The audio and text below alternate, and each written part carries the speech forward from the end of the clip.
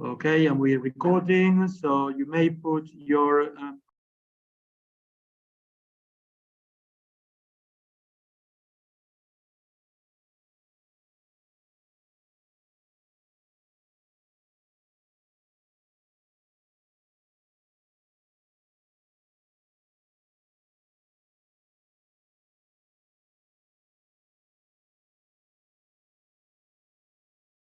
just before we start, Harald, are you there?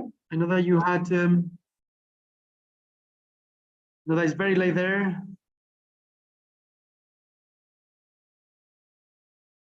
No, okay. So, not yet.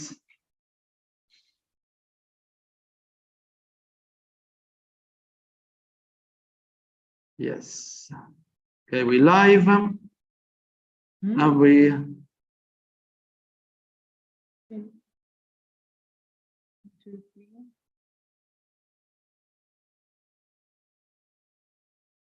Okay, Filippo, Luigi, welcome back. Okay, welcome back to everyone. Thanks for being on time. And those who come later, well, please join in whenever possible. Now we're going to do, as we said, we're going to start with some presentations. I know that there is, so we mentioned obviously Marius here on my right. We mentioned Alessandra here on my left. I have the privilege to be between them two now. And we also mentioned Laura. Now Laura just told me that she was very, very busy with all of these emails that people were sending her and everything. And we're going to see whether she eventually just gives a presentation or not, depending on how much time we have. So thank you, Laura, for having a little bit of flexibility. And we also had, let me see if, okay, yeah, that's it. So we just had Harold, and I was going to say maybe he wants to go first in case he gets very, very late in China. Now, he doesn't seem to be here, so we're going to do as planned. So we're going to start, if that's okay with you, Marius, with your presentation. Now, yesterday, what we did is we had presentations that were extremely short, so that people could present and eventually ask them questions. Now, this time we haven't had many people suggesting that they want to present. I was very surprised, but eventually they have, the future congresses to do that. So it looks like we have 3 or 4 presentations. We could do the roundtable system, but I think let's change a little bit. So we're going to have Marius presenting. You can have a little bit longer presentation, and then we can ask Marius some questions.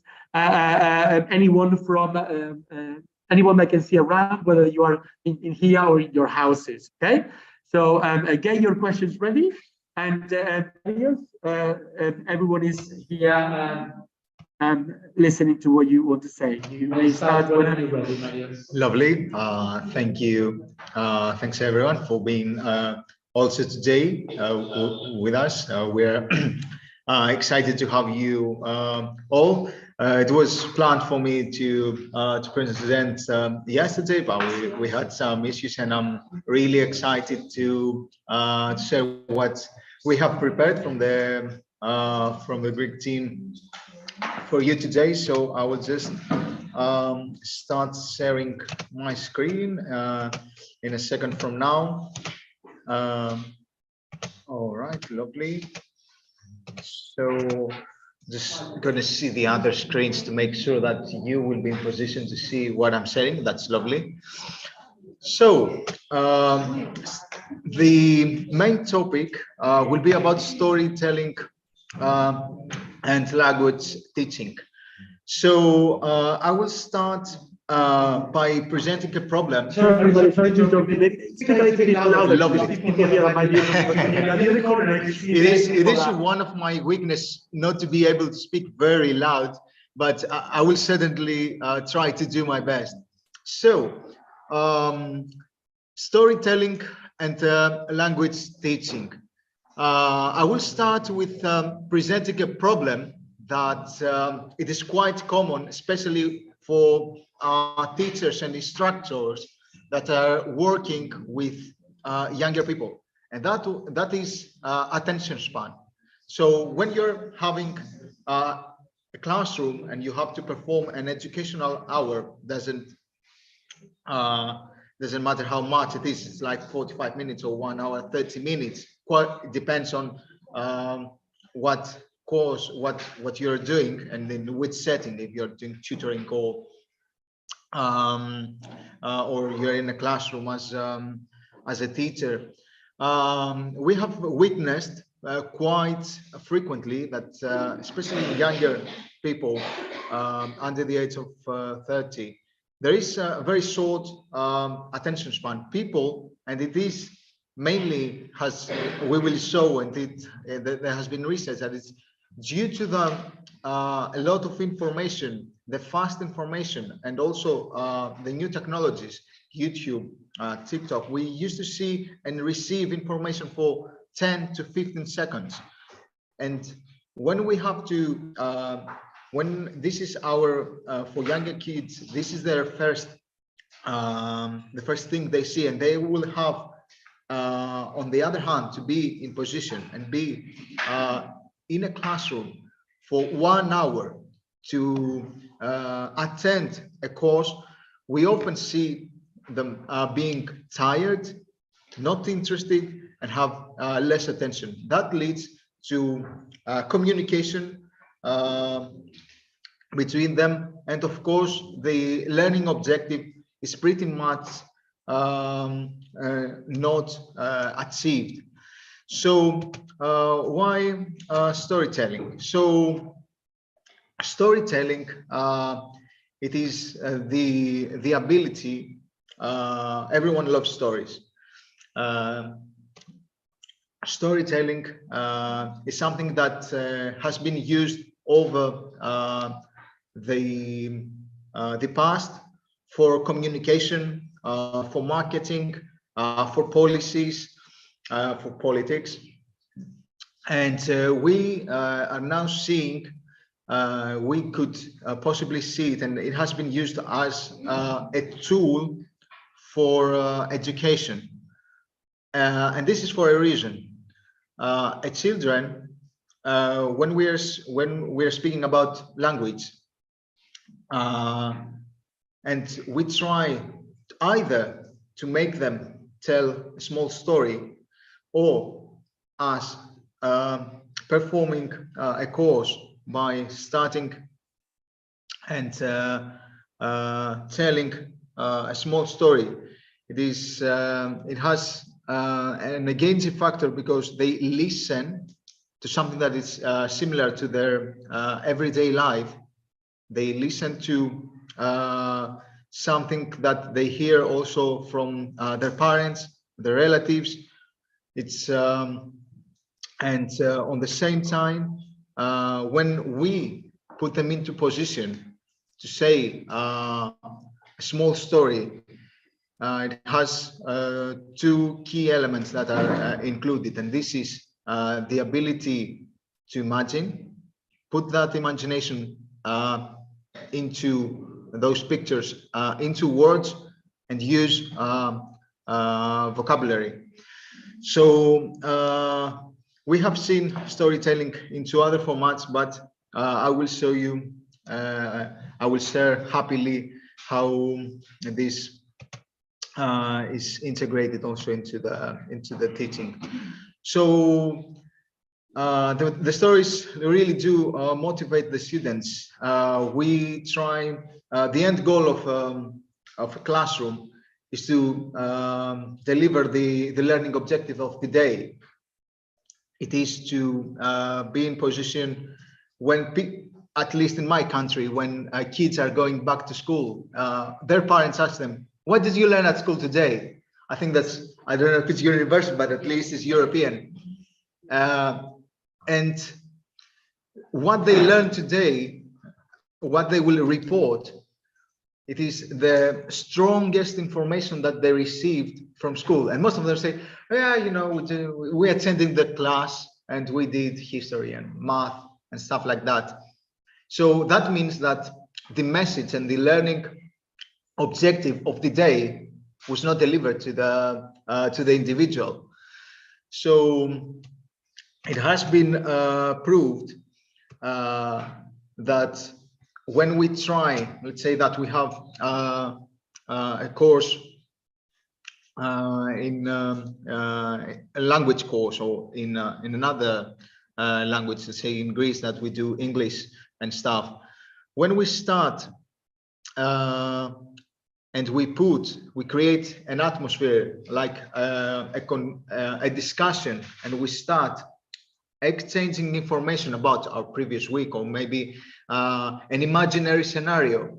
We put the people and the students into the position to create pictures of something that is in their interest, something that happened to them and they would like to share it. So from a starting point, that is something that is nice for them to share, and it's interesting from them, so they have the will to speak. Kids and also adults engage through listening to something, a story that another person has to tell. So they want to listen to the end of where this is going, rather than having a tutor and speaking for 45 minutes and changing slides. And then in a structured way, in a structured dialogue way, we can put a structured conversation for what has been pointed throughout. Of course, this cannot be implemented horizontally in a didactic hour, of course not. We have in slides, in the coming slides, how this can be a part of teaching hour. I say teaching hour because it can be for 45 minutes. When we do some private tutoring, can be 1 hour 30 minutes. It quite depends on what we call an educational hour. Yeah, some examples of everybody loves a good story, especially the children. This is what I said, they are already familiar in stories to tell some stories in the native language. So this is they will speak about something that fascinates them, or at least something that is interesting for them. And then in a structured way, it can be a setting where everyone will contribute, speak, and this will it has been proven, if implemented correctly, that it can keep an atmosphere and it can keep the attention span, which is really difficult to have, especially nowadays that people are receiving so many information from so many different resources for so many different topics, and in the end of the day, we don't have something that we can report that, okay, what did we see today? What we learned today? What we saw on the internet today? We can't tell. It's just really fast day going on. So yeah, what is storytelling in learning languages? It's about listening and speaking.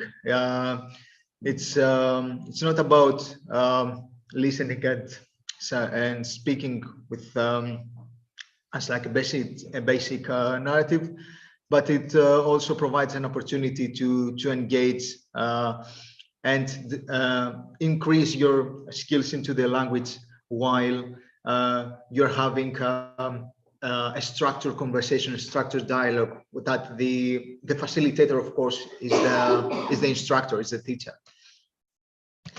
I pointed also, yes, the right story to tell.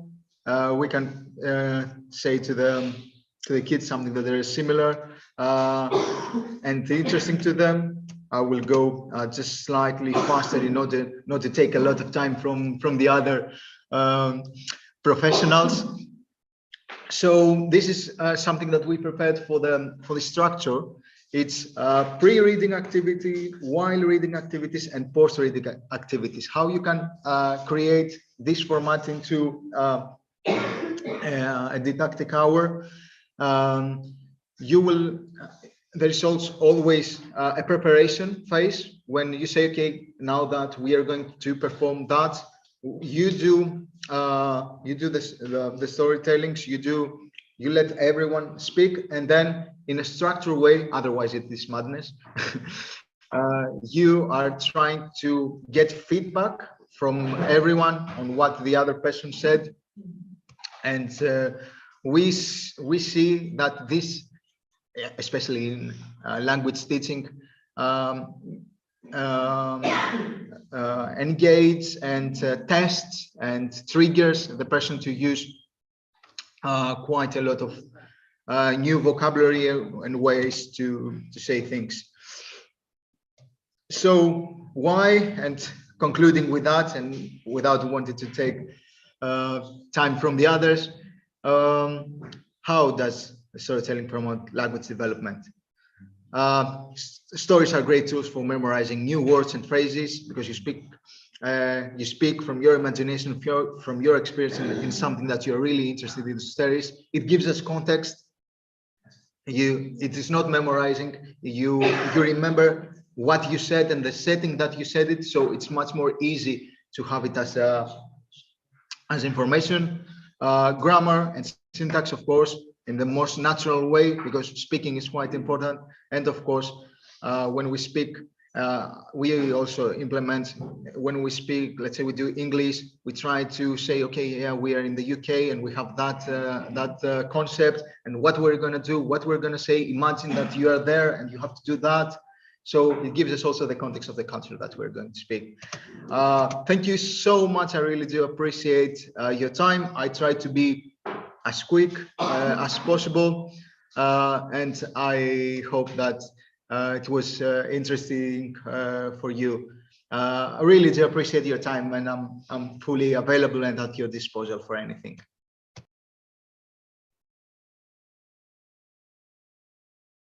Thank you very much, Marios. Evharisto. Thank you. Now, what we're going to do now is we're going to ask Marios a few questions, as I said earlier this morning, instead of using the roundtable. So anyone can ask questions. And what we're going to do is we're going to have questions. I'm going to ask some questions from the Spanish team. Then Alessandro on my left is going to ask some questions from the Greek team. And then Nikos, further on my left, is going to ask questions from the Italian team. That way we can have, a multilingual. So if you have questions also, you remember you can type some of them in the Zoom connection, or if you're doing you're accessing us by YouTube, you can do that. And remember that if you're watching this later in the future, this goes for Marius, but also for the other speakers later on.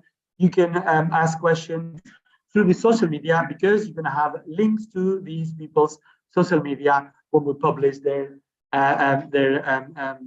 sessions. Okay, so I have a few questions for you, Marius. Now, obviously, I really like the idea that storytelling is indeed a very good way to connect with students, but more than that, it's a way for them to connect with the brains. Storytelling is the way we are designed in neuroscience. We study this, that we can remember things better when we connect them through stories, because our brains are programmed for that. Now, obviously, stories are more interesting and they're easy to remember when we have emotions in them.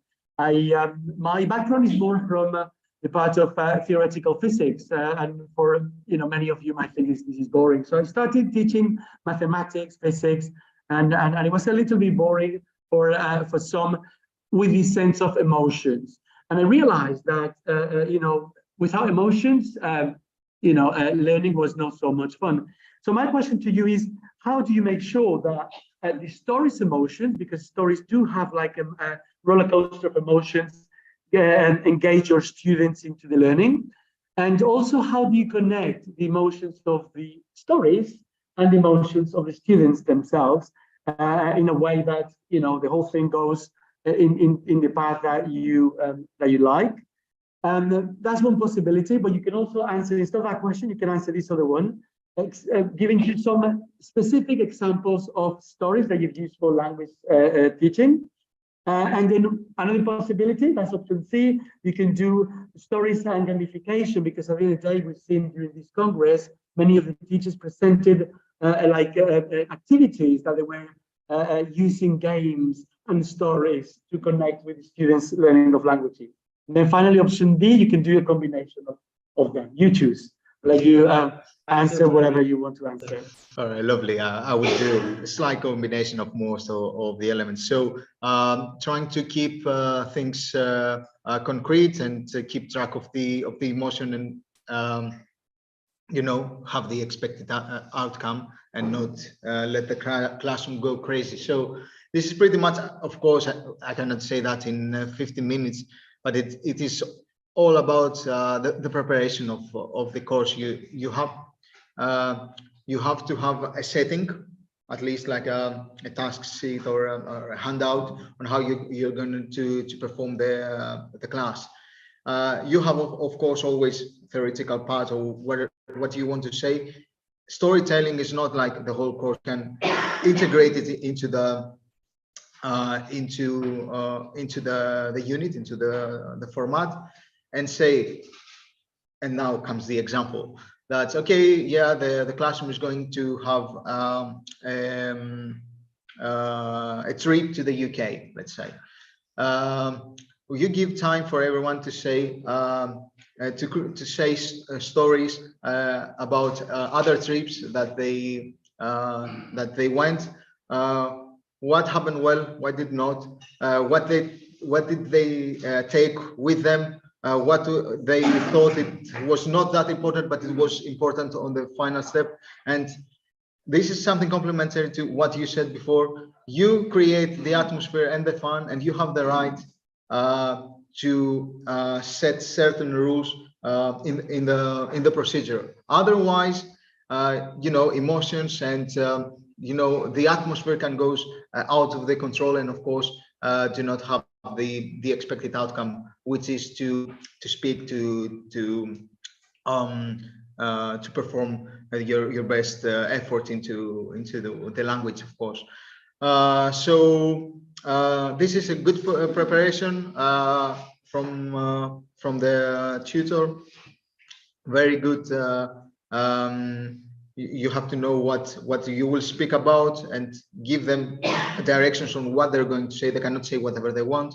And of course, on the same time, that when you will have to see where it is going in order to always to be in an organized format and set the rules. Because what you want is the learning outcome, and of course, at the same time, have fun. Thank you.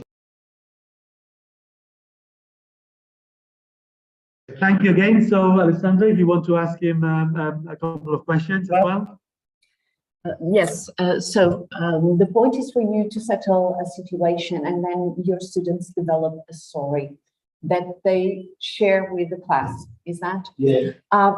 Do you find it easy to have your students writing? Because my students sometimes resist to writing. They say they have no ideas. They don't know how to put what they have inside their head into words. How do you manage to deal with this situation if your students also share these kind of emotions like Portuguese students have? I think this is quite a universal, not the ability to say what you have in your mind and to put it into words. So into some extent, the practice of storytelling is a tool to create that imagination, be in position to say something verbally, and then of course the writing part is the difficult part.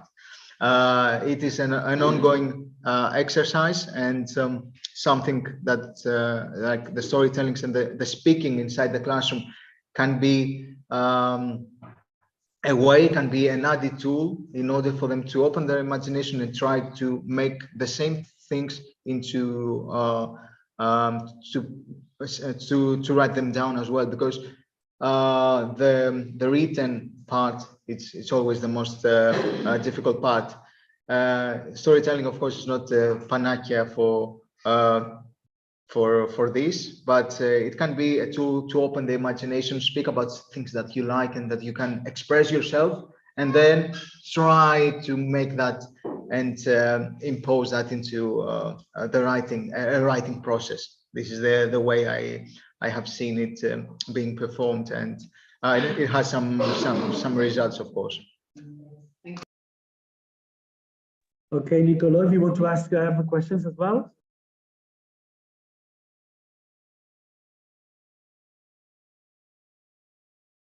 So often I meet students who don't like read or book or comics, anything. So do you think there are some kind of novel, for example, or friendship, schoolship that can improve this love for to read a book and use your method? Yes, and when like more than 20 something years ago, when I was learning English, my students, she's from the Netherlands. She had a really good teaching method that we find nowadays really interesting, at least from my side. She used to give us like small books from 15 to 20 pages, and then we had to say a summary in front of the classroom for like 10 minutes, and then everyone had to make some questions and start a structured dialogue on how to making questions to the person that was speaking. So engaging reading and then having a reading part first, and then make and say a story to the classroom is something that also has been implemented. And on the same time, you see what it's written, and that's always an enabler to have some memorized also in the grammar and the syntax, which is quite important as well.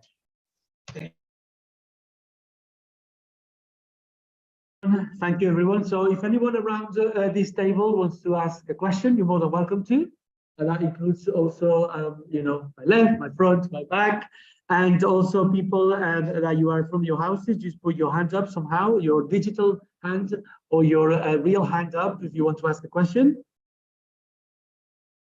That's a hand. So Eduardo, please pick up your phone, your microphone, and then ask. So it's very interesting, your presentation. I love it. And I would like to know the students' feedback of this kind of tools. Which is the feedback? Do you, they love it? They find some difficulties, or it's very easy to use? I don't know if with a lot of new technologies or papers or both of them. What about this? Yeah, so I will start with saying that it is, you know, you don't always start with having the result. You're always working towards the result. Mm-hmm. So, of course, it is an ongoing process, and the best feedback is that when you see someone being more interested into being in the classroom. Motivation. This is something that it is the best feedback. I've witnessed that kids nowadays, they have some difficulties into expressions, cannot express their feelings, and they cannot communicate their feelings. So receiving a feedback is quite difficult. But what you can see, of course, sometimes you will try to propose the story, to impose these techniques. Something will go wrong, it will go right. You will adjust based on the classroom that you have. Some people are introverts, extroverts. You want to distribute equal amount of time for everyone to speak. Some people like to speak, some people don't like to speak. This is true as well. But the thing and the feedback that having a classroom that is it's not dead, it's not completely quiet. It is something that trust that it is the best feedback ever to be in position, to be engaged and want, okay, maybe not always with the rules and sometimes your way, but to want to contribute something to the course, to the class. Just another question. Sorry. Sorry, I think we have the same problems as Alexandra, and you have said that students have problems in writing storytelling. When we were saying the same things during the break, so we should make a step forward from this point of view. They are not able to take from reality and adapt the things which happen. We made a test about the problems of immigration and emigration. They wrote the pros and cons, but I asked them to write a story which concerned their reality, and they didn't know what to write. But there are so many stories in the reality. For example, in my town of Feta, there is an association which works with immigrants, which helped a woman from Africa to find a husband or future husband who was 100 kilometers away from Orfeta in another welcoming center, in another hotspot.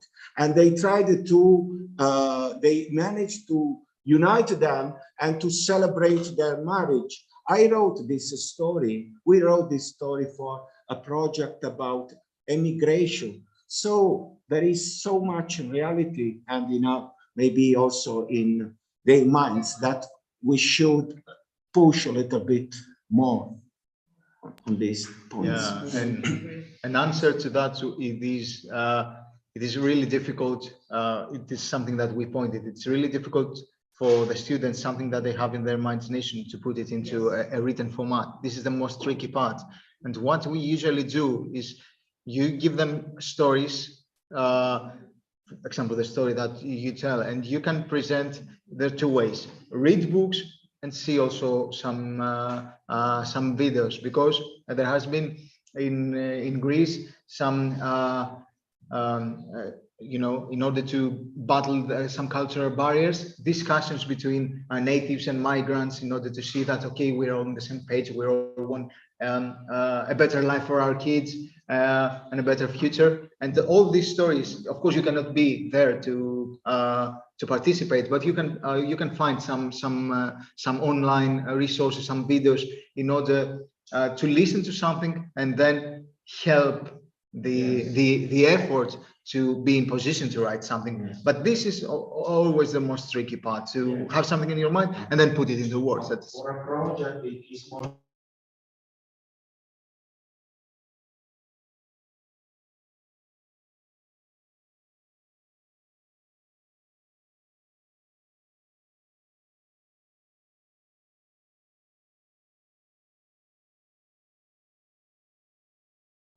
Okay, thank you very much again for your presentation, Marios, Evaristo. Thank you everyone for asking questions. Remember, you're going to be able to ask Marios and all the teachers more questions. Now, just before Alessandro on my left presents another resource, I would like to go back a little bit to the nominations.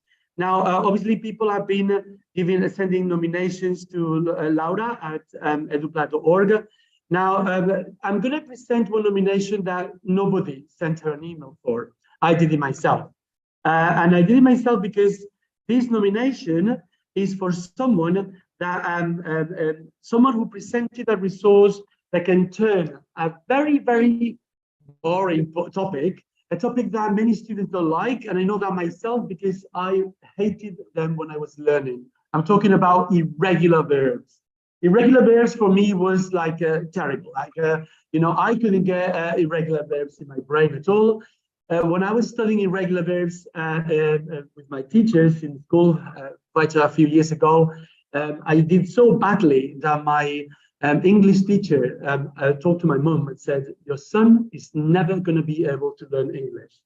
I managed to prove her wrong, obviously. And in fact, she actually went beyond that. She said, your son is never going to be able to learn languages. And I managed to get a C2 in French as well, and you know, in other languages as well. But the point is here, this teacher managed to get students to change this boring topic, in my opinion, this complicated thing, this just like nonsense of learning, you know, lists of verbs and how do they change from one tense to another into a challenge.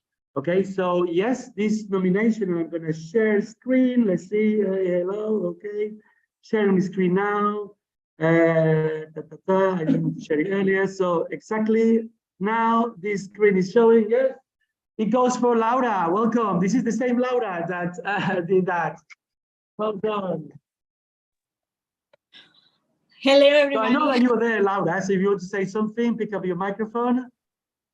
Hello, everyone. Well, honestly, I didn't expect it because I couldn't manage my time yesterday, so I couldn't say hello to everybody. Well, I like to introduce myself, first of all. I'm an English teacher here in Spain. And thank you so much for this hour. I didn't expect it. And that's it. It's just, you just said, Alvaro. I try, my goal is try to change the boring educative system in a different way, and I try to teach these language contents in a different way, more dynamic, more visual, and that's my goal with my my teaching method. So thank you very much for that. Thank you, Laura. Yeah, gracias, muchas gracias. Thank you for presenting and everything. Now, the reason, obviously, I didn't want to show this earlier because I know that Laura has access to the same presentation, so I didn't want her to see that. Now, Laura had a nomination for someone that also has access to this presentation. Do you want to talk about the next award, Laura? Yes, of course.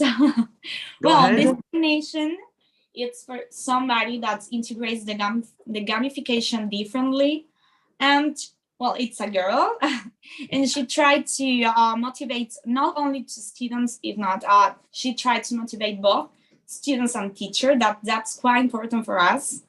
So this nomination is to Alexandra. So congratulations.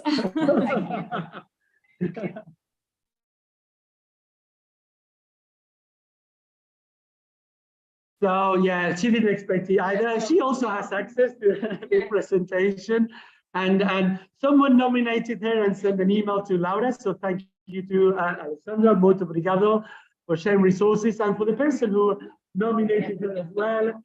Okay, and obviously this is a great way to start Alessandra's new presentation for the resource. Obviously the expectations are now very, very high.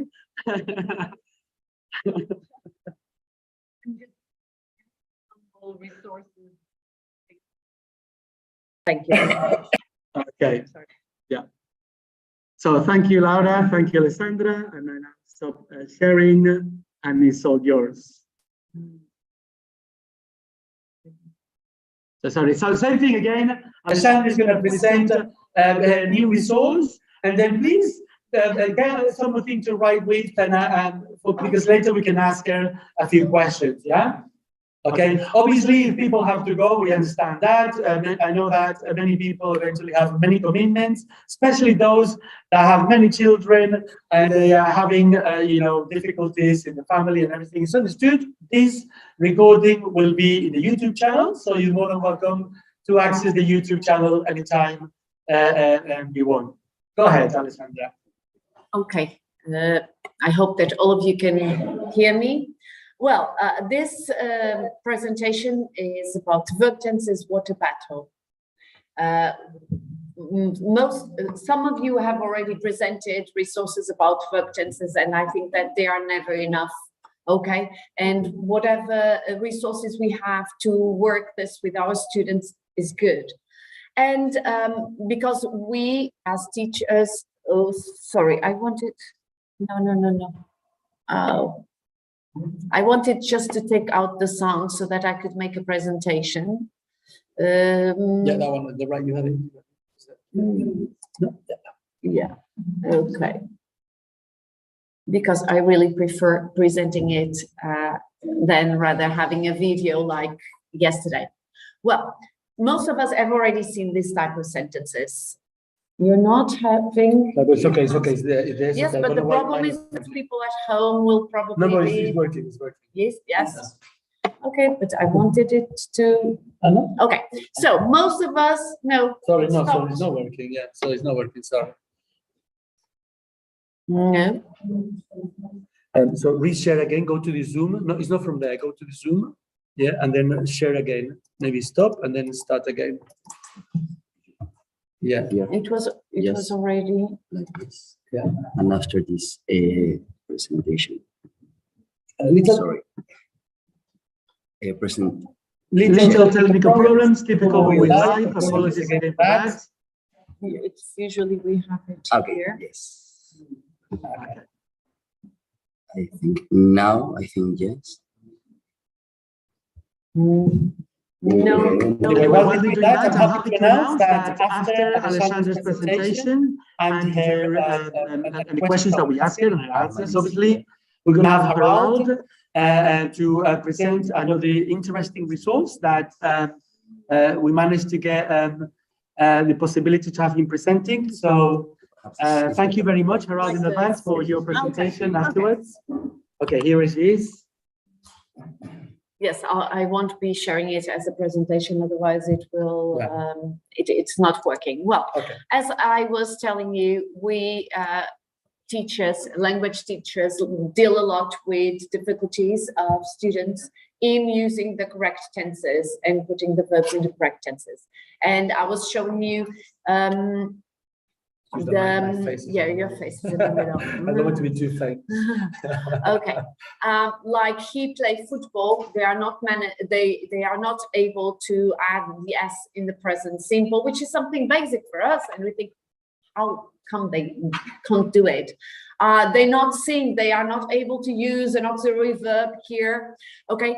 And the task gets even harder when we talk about irregular verbs. Memorizing the list of irregular verbs is something that, well, for students, working memory is something difficult, right? So I thought that we could use something that all of us have already played at home when we were kids, which is battleship, something simple, okay? And it's something material that they have, that they use, and it makes them work with a partner, and we can have peer help, which is also very important. What do we need for this? Something very simple, okay? A battleship cardboard, or card, and a marker for each student. I usually laminate my my cards so that students can write and can put the ships they want in the places that they want, and then we clean them and we use it again and again with other classes, okay? Basically, we can work any verb tense with this kind of resource. In this case, I can give an example of the present perfect. Okay, it doesn't matter. You can use present simple, you can use present continuous, past simple. You just decide which verb tense you want to use and to work with your students. Divide the class in groups of 2, okay, and give a card and a marker to each student and have them drawing their fleet, okay? And their fleet, usually in the card, they already have the fleet that they must use. Okay, 1 aircraft carrier, 1 battleship, 1 carrier, 2 destroyers, and 2 submarines. They place them in the places that they want. Okay, and this side of the card, as you know, is to mark our hints, what we want to get from the other player, the ships that we want to sink. Okay. This battleship was adapted, and instead of having numbers and letters, I have on the one side, on the left, I have the personal pronouns, and on the top, I have the infinitive of the verbs. That's why I've told you, I can tell my students, let's use the present perfect here. And this lesson, I use the present perfect. Next lesson, I can use with the same card another verb tense. And here the student just has to choose one personal pronoun and the verb. Okay, he has eaten. Okay, if he is correct, okay, and if he hits a ship, the partner should say, you hit a submarine, or you hit a carrier, whatever. Okay, if he misses water, you miss water. Okay, you already know what happens in the battleship, so the point is to sunk all the ships that the partner has. Another thing, that a rule that I settle with them, if one of them uses the incorrect verb tense, sorry, I have to do this, he have eat or he have ate is not correct. Okay, no, it's correct. He loses his chance of winning that or scoring a point. Okay. As you can see here, well, with the animation, things would be much better than they are like this, but they settle the fleet on their card and they work with their partner. If they should use this side to mark what they say, if they hit a ship, they use a cross. If they don't, they just make a circle. And well, it's not something very creative, but it's how to adapt a game that they love how to play to the classroom. If you want, for example, to use verb to work with the past simple, and first you want to work with them the past simple of regular verbs, you may have, you cannot see very well, but this on this side we have, okay, verbs which are regular. Okay, and we drill with them. They know that it's played, it's listened, it's watched, it's cleaned. Okay, next lesson you want to work with them the irregular verbs, then you give them verbs that are irregular. Okay, so you can do whatever you want, and I think that students usually love, and I usually say that having fun and learning is the way to success. Okay.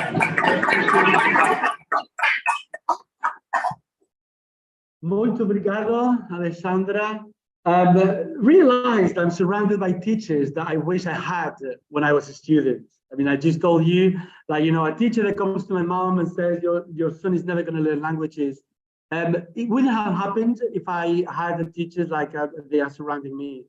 And especially in the irregular verbs. So, you know, is excellent.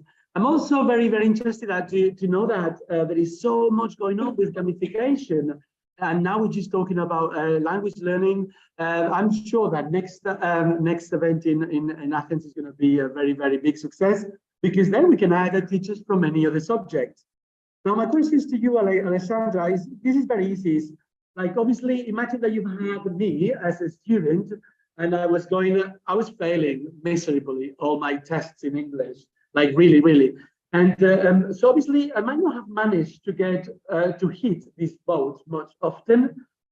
Is it possible to, like, you know, to adapt your activity to students that have more difficulties learning? Or like to make it easy, maybe to have a hint for the possible solutions? Yes. Or they may have I don't know, they can use the list, they can look at the list, because if we know that the point is not for them to look at the list and to say, but at a lower level, if a student has difficulties, I think it's better for him to do this and to be able to win the game, which will make him feel more confident, so that next time he doesn't have to use that tool. Okay, so I think that it's important to build confidence in our students, like you've said, and to tell a student that you are not capable, you will never be capable of doing this in the future, is something that a teacher cannot do. Yeah, true. The person that does that is not a teacher. Yeah, true. I agree. I would have failed her, and and I'm very glad that you said that. Now, what you suggest when I was a student was called cheating, because if I had if I could look at the answers, then I was cheating. But no, nowadays we call it differentiation, and it's a lot better. And I totally agree with you. Thank you, Alessandra. Muito obrigado. Now, if other people around here can want to ask Alessandra questions about this resource, Marius here on my right is going to start with the questions. Okay, so thank you very much for the presentation. It was really, really nice and informative. So from my side, mostly technical things, because it was a really nice example. How much time do you need to facilitate, such an exercise? Do students, they just go into groups and simultaneously? So for that reason, do you need yourself like to go around and monitor the whole process, or do you need more teachers? And how do you handle students that there's always this type of students that whenever you're trying to integrate and something new or implement something new, they're not that interested, and they try to be like slightly underperform? Yeah. Okay, thank you for your questions. Well, first of all, yes, I divide the class in pairs. They get together. Okay, they know how this works. They cannot show their battleship part to their partner, which makes them feel more thrilled with the activity. Okay, it's only me inside the classroom, and I'll go around and check if they are speaking English, if they are not speaking English, if they are having difficulties in building the correct verb tense. And like Alvaro said a while ago, this cheating method for students that have more difficulties is boosting their confidence. Okay, making them feel that they can participate, take part in the activity, and not step aside. Okay, usually I don't find any resistance from my students to do this type of activities of these games, like the one that I presented yesterday, playing double. This is something thrilling, and they love it, and they like winning, and they like participating, and they do this just sometimes. We have bad losers, right? And some of them want to win and they cannot win, but I'll tell them not to worry, we'll play it another time, and I'm sure that next time things will work better. Well, I really find this type of games very useful, because students get really engaged and interested in playing them. Okay, thank you. Okay, obrigado, Evharisto. Anyone else around this table would like to ask a question to Alessandra? Eduardo, pick up the microphone. Yes, do you listen to me? Yes, okay. How about the time you have spent in preparing this kind of issues, of materials? A lot of time, or as we have, because yesterday we have spoken about first time we prepare a material, it's a lot of time that we spend doing this. But after you have prepared one time, I imagine that you recycle and it's easier to do. What about this? Yes, like you said, the first time we do it, takes a little bit longer, but then we have to template. And I have built an Excel worksheet. So this is, I've done this on Excel. So I just go there and change the verb tenses. Okay. If I want to make it a little bit, it's not more difficult, but I can change, instead of having he, I can have Peter, I can put names, I can adapt that to characters that they like from games that they play. Okay. And then when I laminate the material, I can reuse it. So I already have it. And since it's not only for a specific verb tense, it's something that can be used whenever I want. Okay, I'm teaching present continuous. Okay, I'll work it with present continuous. I'm teaching past perfect, present perfect. So it's something that the time that we spend preparing this material is worth it. Because we we keep on using it and the students like it. And like I've told, well, we just show, look what I've got here. Okay, and their eyes open and they Yes. get engaged in class. I will recycle from my passive composition. Yes. But I'll share it with you, the template that I have. Yes, In of Excel, course, yes. very simple, you just Yes. change. Okay. That's perfect. Okay, gracias, muito obrigado. Remember, like obviously now, Eduardo, as you said, I'm going to use this Alessandro's resources to teach different students a different language, and that is possible. And it's possible not just for them too, it's possible for everyone, because they are going also to share these resources through the social media, and eventually if you're following the Platts social media, you can access that easily. Yeah? So now we're going to take a 5-second break, 5 seconds only, because we're going to have another presentation from Harald. Okay, so again, please close your eyes. Harald is already stretching. Yeah.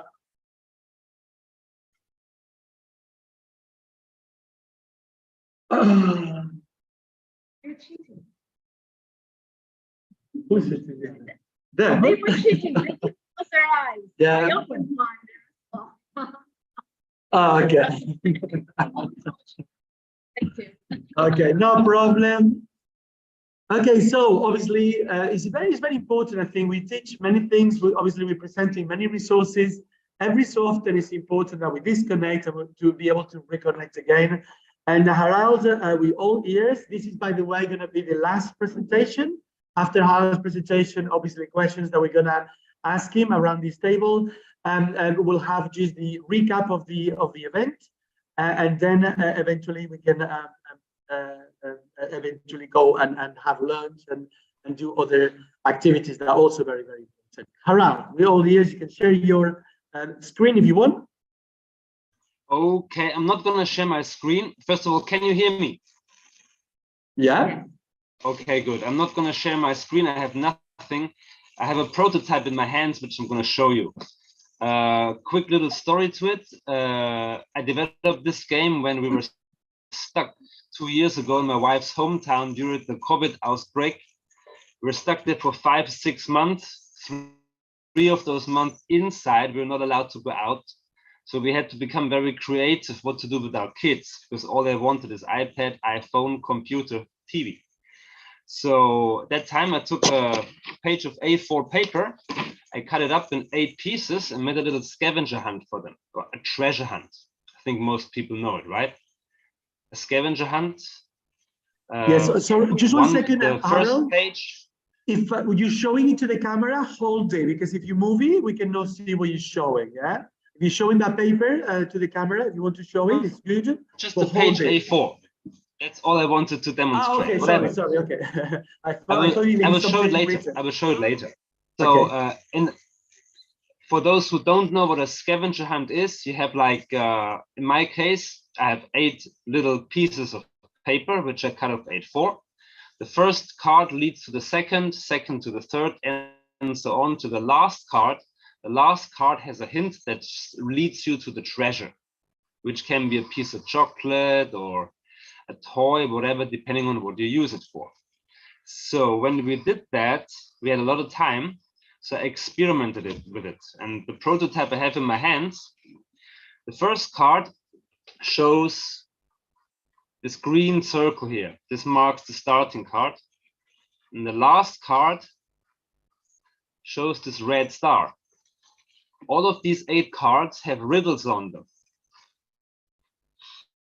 Like this first card, we are looking for a 4-letter word. I think it's mirrored right now, so you cannot see it well. So what kids would have to do, they would have to move these letters or signs in a clockwise order to find out that this is what is this? Coat. A coat. So my kids will think, okay, coat, that's where the next clue is hidden. They go to the coat, and then they find the second piece of paper, which has a different riddle on it, with a different solution, like in this word, a crossword puzzle. Then the next one will have a word scramble, for example, and so on. I have some with fairy tale stories, English songs. There's tons of different riddles you can use. I like this one for vocabulary. You look at the picture, you write it down, you get the solution down here. 8 cards. And the last of the cards, and this was the fun part, the last card will show you how you put those 8 pieces together in order to reveal the final clue. Usually the final clue is on the last card, but what we did, we organized many different ways how we can put those 8 cards together so they form a specific shape. Like in this case, you have those 8 cards. They have colors in the background. And if the kids have not noticed yet, the very last card will give you the final hint how to put the 8 cards together in order to reveal the final clue. Now there's always stuff on each and every card that doesn't make sense to you until you reveal the final clue. And that's always a very great moment when they figure this out. I have some more samples, but I don't have them ready.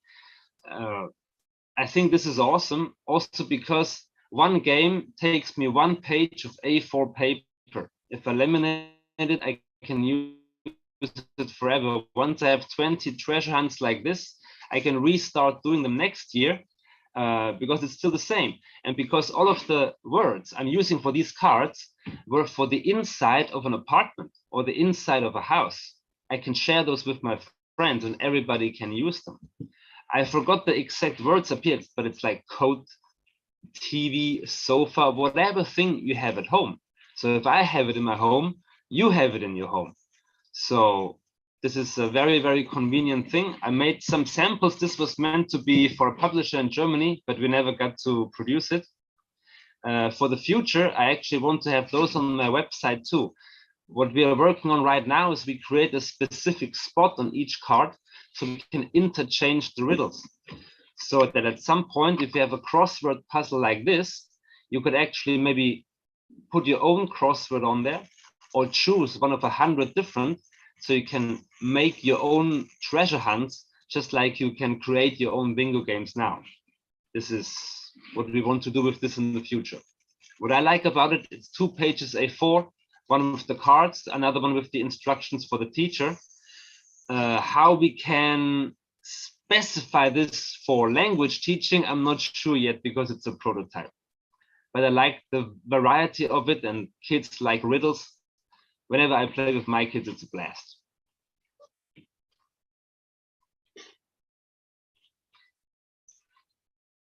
Thank you very much, Harold. Dankeschön, Sheshe. I have to say that I've been to China and I know that in your house you have things that we don't have here in Europe. Now, very, very interesting. It's kind of like a way to have a game as a game of games, because at the end of the day, what he's suggesting is to use scavenger hunt as a set of games that we do step by step. And obviously you can put in any step, whatever you want at the end of the day within that idea. I have two questions. Well, I really have one question and then one suggestion. The question is, like, what happens if, you know, step by step is okay because you do one thing, then you do another one. It's like a chain. But a chain, if you have one part of the chain broken, then eventually you cannot continue. So imagine that instead of having, I don't know how many children you have, but imagine that you have 20 kids in your class and they're playing, and then like you start having many groups that have the chains broken.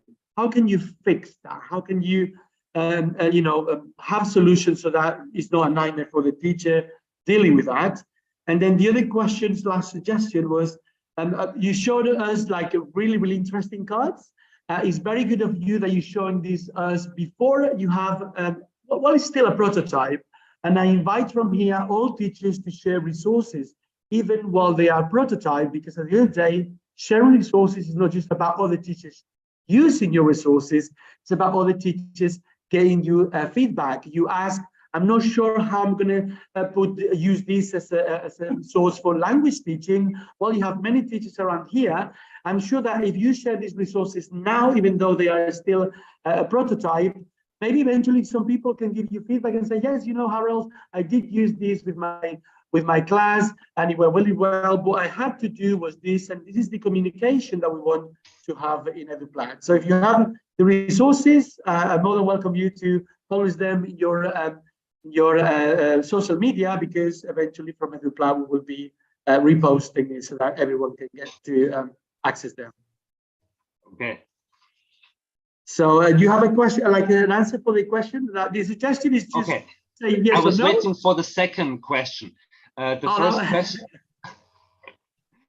The first question was about the chain, right?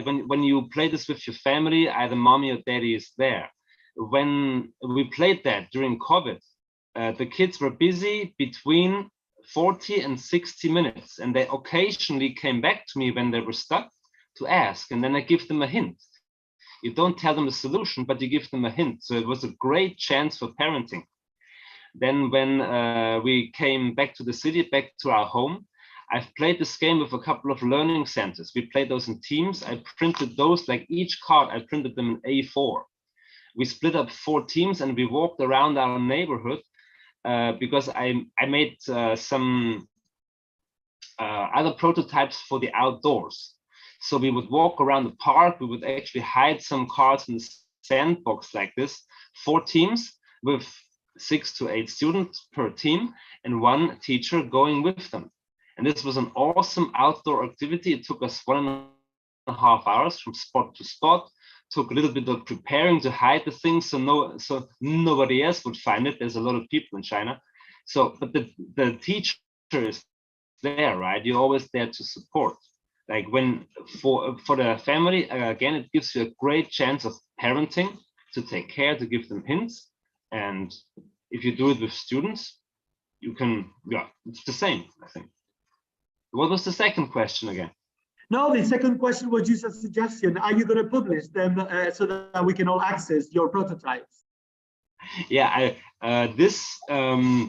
actually do have to think about it, because I'm in contact with a publishing company in Germany. So because I'm producing board games in general too, and this was one of our projects. So as I have already approached them, I would have to ask them first if this is okay.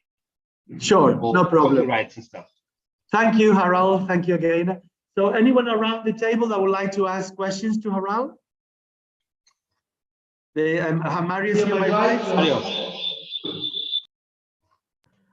all right, so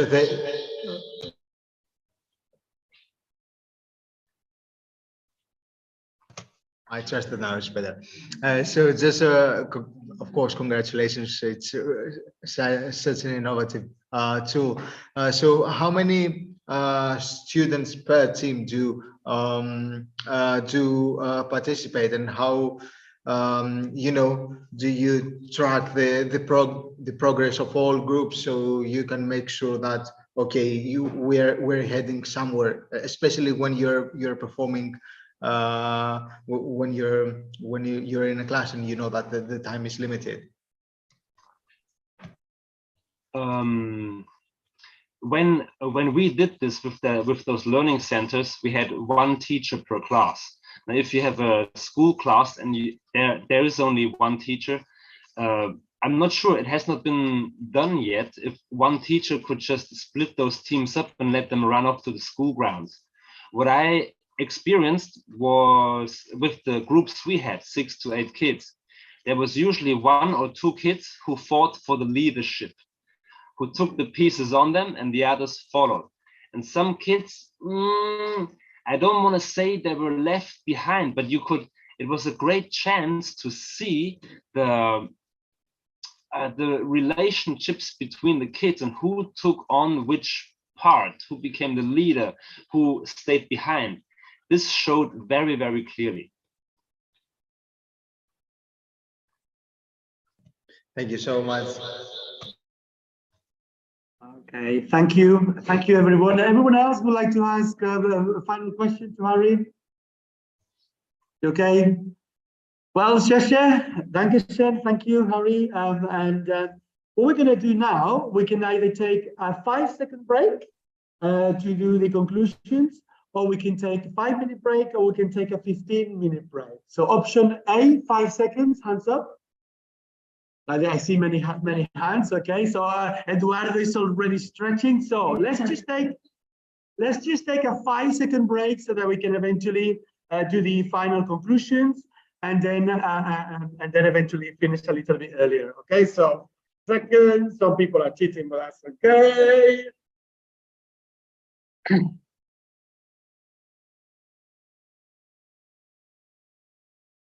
Okay, so now for this very last little activity, obviously when you have an experience at the end of the day, there is lots of learning. There are lots of learning paths in any activity, and obviously there have been many learning paths here. Some of them led by some of the presenters, some of them led by the interactions, some of them just by our own imaginations, etc. So I would like to have every person, if possible, participating on this activity.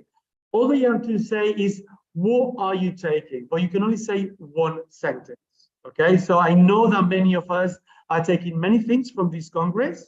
I know that many of us are having lots of experiences. And imagine that you could only you had to go away and you could only put something in your bag. Obviously something, a learning experience, and you couldn't take anything else from this Congress, just one thing. What would that be? So I'm going to give you some time to think about it. I already have hands up. Good. Please remember, this is not compulsory, but it will be really good if everyone participated. Those of you who are a little bit shy and you don't want to do this in public, now as in face-to-face or through the video conference, remember that you can use the social media to do that. All that you have to do is say, I really like this that I'm taking from this International Congress for Language Teachers in Águeda in Portugal. Okay, and I'm going to say an example. I'm taking many things, but obviously I'm not going to cheat. I'm going to follow the rules that I said. So I'm going to give one thing that I took, and amongst the many, it was difficult. Last night I was thinking I don't get to sleep much, as some people know, and so I was thinking about if I had to choose something that I'm taking from this Congress, what would that be? And it's something that I felt during the very last presentation that I had the privilege to be the presenter of the Spanish channel in the very last activity. And what I felt is connection. I felt connection. I didn't just feel it in that moment, but I guess that was the last presentation yesterday. And I saw some teachers really looking at each other, teachers that didn't know each other because, you know, they lived all in Spain, but they were from very far away. They were, you know, they had not connected before in the past. And I saw their connection. I saw that they really wanted, in fact, they were exchanging contact details, although, as you know, you can get to know them all through the social media. But that connection was magic. And it was not just the sharing resources, it was the sharing of humanity. I'm here. I'm putting these resources for everyone, especially for those of you who have attended this Congress and you connected, and you have also shared your resources, or you're going to do that in the future. And the idea that teachers can help each other, and because we don't have much time, and because we love what we do so much, I think this is the most important thing, the feeling that we can actually help each other. So thank you very much for allowing me to have this experience. And I'm going to give this microphone to anyone that wants to share something that you would like to tell. So, microphone, please.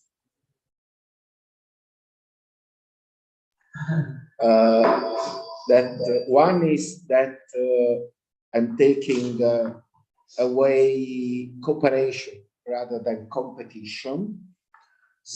And in this thing, there is also the fact that there are new challenging activities for my students.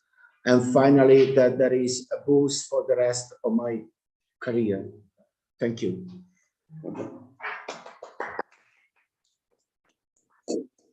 Thank you, gracias. I have Eduardo's hand, I had Mario's hand. Okay, Eduardo, go, and then Mario. Moment. Yes. Okay. Now, yes, I absolutely agree with Francesco. I think that sharing this kind of resources is a very, very interesting experience for all, because not only we have shared the resources, but also we have made some friends like Francesco, like Concepcion, like Álvaro, like Alexandra, and all of you. And it's because of that I think that our objectives is to share resources, to help other teachers. And I think that it's because of that all people that we are here, it's easy to make friends and to be well together, because our objective is not, as you have explained very, very well. It's not a competition. It's not it's not to have problems between teachers, but it's to create links, no, between. We have seen that in Portugal, in Italy, in China, in all the over the world, we use a lot of resources. A lot of resources we knew, okay, but others no. So it's because of that I think from a point of view that sharing this kind of resources and making this kind of friendships is give us motivation to continue with our profession. This is a very beautiful profession, but if we help each other, it's easier to continue with our profession. Muchas gracias. Gracias. Okay, Marius. Yeah, just from my side, what I would pick and say, if I had to pick one word or one element, I'd say excitement. It is really great to be in the same table with people that have decades of teaching and see such a great excitement to deliver, you know, the good practices to their students, and that says a lot for the quality, not only the capacity, but also the characteristics, the characters of the people that are teaching. So excitement, everyone was really excited and participated, and it was something that I would take in my bag with me.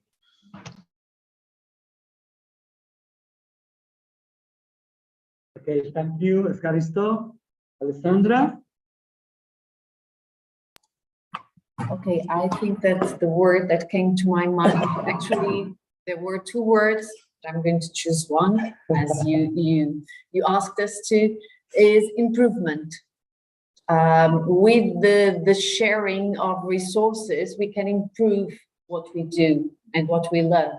So it was fantastic, like all of you have said, the fact that we are sharing our practices, and whenever we do that, we improve ourselves and we help others to improve their practices too. So improvement is the key word for this, in my opinion. Muito obrigado. More people, please. Only one word you have to say. Don't be shy. And you can just shout it out, and we can say from here. We have Luigi here, and we have Harold. Okay, Harold, go ahead. One word. Okay, one word for me, convenience. I have learned in these 2 days that there are so many more people out there who know so much more than I do. After all, I'm just a tutor, and all you guys are teachers or even more. But what I can do well is create convenience and speed. The prep time, I've heard it in so many presentations. Teachers spend a long time to prepare stuff. So it's going to motivate me even more to make things more convenient and faster so we can save that time. You guys are busy enough. Thank you. Thank you. Okay, Luigi. Okay, my word is enthusiasm. Although I was not there with you, I could feel your enthusiasm and the enthusiasm of all the teachers presenting, because I'm sure that motivated teachers means motivated students. So thank you for your job. Thank you for what you do, and thank you for being there.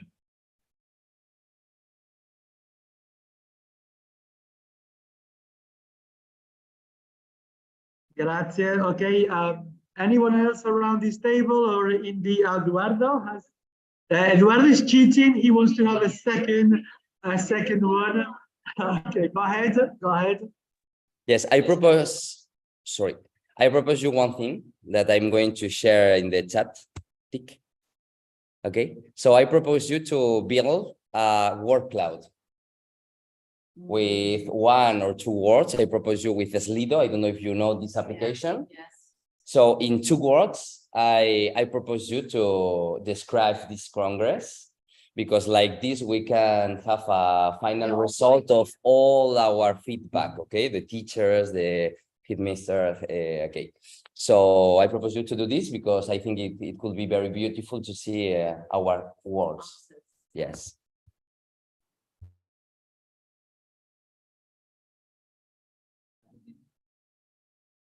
Obviously. Thank you. Thank you. Gracias, Eduardo. So he was not cheating. He was helping. He was collaborating. He was actually giving us a little tool to collaborate. Now, while you guys are putting that, I'm going to repeat it. My version of summarizing was repeating more or less what people have said. But remember that if you want to have this, the reason is that we're going to share this, actually. We're going to share this in social media. But I want to, these words were so powerful that for me, I want to repeat them. I'm going to start from the last person that spoke, Luigi. He talked about enthusiasm, and I agree with him. At the end of the day, he is correlated to motivation in social education research. We feel that if we get our students keen on learning something, they're going to be working very hard.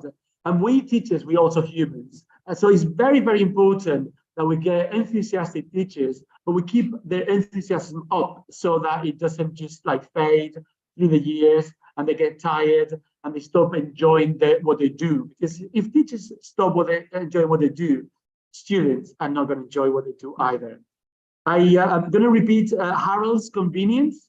Obviously, it's also very convenient for him to be able to attend virtually, well, online this meeting. It would be obviously very difficult for him to come.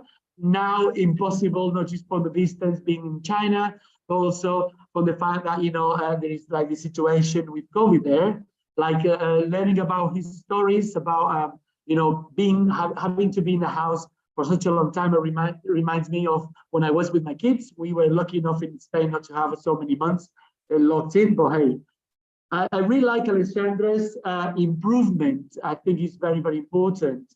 And the idea, and we talked about this when we had our kickoff meeting, that we use the methodology of educational design thinking. The idea is that, I put the example of a mobile phone. Now we have this in our pockets, but this didn't make sense when we were like, this didn't make sense really like 20 years ago. Nobody would have believed that we could do this. And I'm only talking about 20 years ago. But what happened is that 20 years ago, we didn't have a prototype that was getting towards this. And this is something that they do in industry using design thinking, and we can use as well in education. We ought to use that. The best way to do it is sharing what we do and sharing the feedback. I like Mario's word, excitement. I think it's really, really interesting because excitement is what makes us live at the end of the day. Some people, they transform their excitement into stress. And obviously, well, stress is actually a good thing. What is not good is the distress, the negative part of it. But excitement is certainly something very important. Eduardo already has 2 words. I couldn't summarize his in one, so I summarized him in objectives achieved. Eduardo is collaborating deeply with EduPlat. The name EduPlat does not come from Eduardo, but comes from education, as you know. But obviously, he's going to get these quality controlling objectives achieved, and he's going to help us move on to the next generation and the next version of the platform. I like Francesco's cooperation. I think it's very, very important. Without cooperation, humanity wouldn't have reached this point. We would certainly not have had mobile phones. I don't think there is a single person in this planet that can produce this on his or her own. Without cooperation, we cannot have education the same way that should be in the 21st century. And this is thanks to the connection, and that was my word, that we are hopefully improving in this project, in this Congress and beyond. Alexander is sharing here the wordle of the word that seemed to be the word that seemed to be like very, very, very highlighted by many people was collaboration. Okay, so I'm going to put collaboration in my list of things to do. So obviously, to finalize, I don't know if anyone wants to add one extra word to this. No, only one word. Okay, no problem. So obviously, time is almost up, and it's good that we have some little time spare for us to go home with all of these words in our bags. I really look forward to seeing all of you, whether you managed to attend the Athens there or you managed to do it online. Personally, I'm probably not gonna be able to go to Athens, but I will certainly follow all the work online. So again, remember all the dates. I can't even remember them. I know it's at the end of January. They're there in the website. Keep connected with the social media. Keep in touch. And I look forward to seeing you all again. Thank you very much for attending. See you later. Bye.